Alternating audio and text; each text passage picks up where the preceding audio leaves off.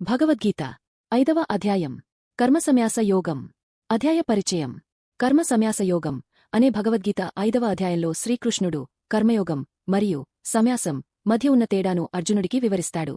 కర్మయోగం కర్తవ్యాన్ని నిర్వర్తించడం, కాని ఫలితాలపై ఆసక్తి లేకపోవడం. సన్యాసం ప్రపంచ మోహాలను వదిలి పూర్తిగా త్యాగ మార్గాన్ని అనుసరించడం. అర్జునుడు సందిగ్ధంలో ఉంటాడు.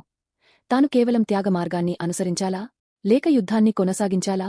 శ్రీకృష్ణుడు ఈ సందేహాన్ని నివృత్తి చేస్తూ కర్మసన్యాస యోగం గురించి వివరించాడు.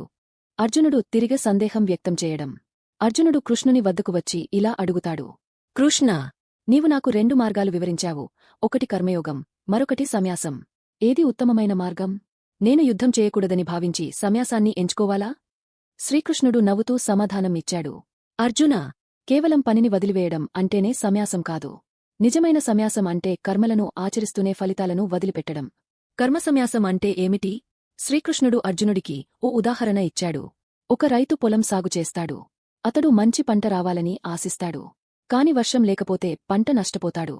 కాని ఓ నిజమైన కర్మయోగి ఎప్పుడూ ఇలా అనుకుంటాడు, నా పని చేయాలి, ఫలితాన్ని భగవంతుడిపై వదిలేయాలి. ఈ విధంగా ఒక కర్మయోగి మరియు సన్యాసి ఇద్దరూ తుల్యులే. త్యాగం చేసేవాడు సమాధానంగా ఉంటాడు, కాని పని చేయకుండా జీవించలేడు. ఎవరు నిజమైన యోగి? కృష్ణుడు ఇలా చెప్పాడు. ఎవరైతే పనిని వదిలిపెట్టి ఏమీ చేయకుండా ఉంటాడో అతను యోగి కాదు.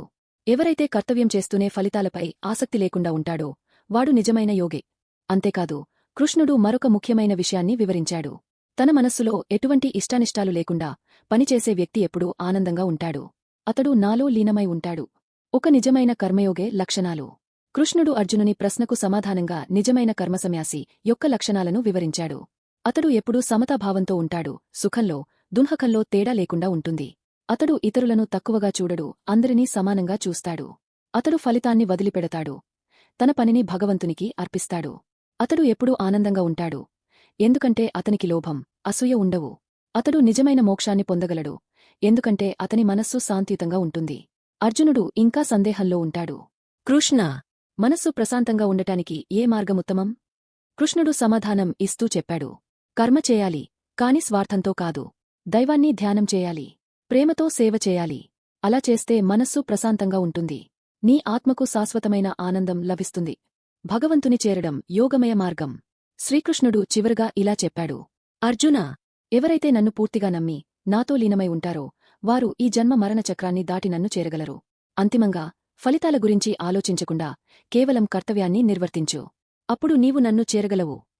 ఈ అధ్యాయంలోని ముఖ్యమైన పాఠాలు. కేవలం పనిని వదిలిపెట్టడం సన్యాసం కాదు. నిజమైన త్యాగం అంటే ఫలితాలను వదిలిపెట్టడం. కర్మయోగం మరియు సన్యాసం రెండూ సమానమే. కాని కర్మయోగం ఉత్తమం. ఎందుకంటే అది కార్యాచరణను ప్రోత్సహిస్తుంది. ఎవరైతే తన పనిని భగవంతునికి అర్పిస్తాడో వాడు మోక్షాన్ని పొందగలడు. మనస్సు ప్రశాంతంగా ఉండాలంటే స్వార్థాన్ని వదిలిపెట్టి సేవాభావంతో జీవించాలి. భగవంతునిపై నమ్మకముంచినవాడు జన్మ మరణ చక్రాన్ని దాటి మోక్షాన్ని పొందగలడు. ముగింపు. కర్మసన్యాస యోగం ద్వారా కృష్ణుడు మనకు జీవితంలోని అసలైన సత్యాన్ని నేర్పించాడు. కర్తవ్యాన్ని నిర్వర్తించాలి. ఫలితాలను త్యజించాలి. భగవంతుని స్మరణతో సేవ చేయాలి. ఇలా చేసే వ్యక్తి సద్గతి పొందుతాడు. 6వ అధ్యాయం నెక్స్ట్ వీడియో.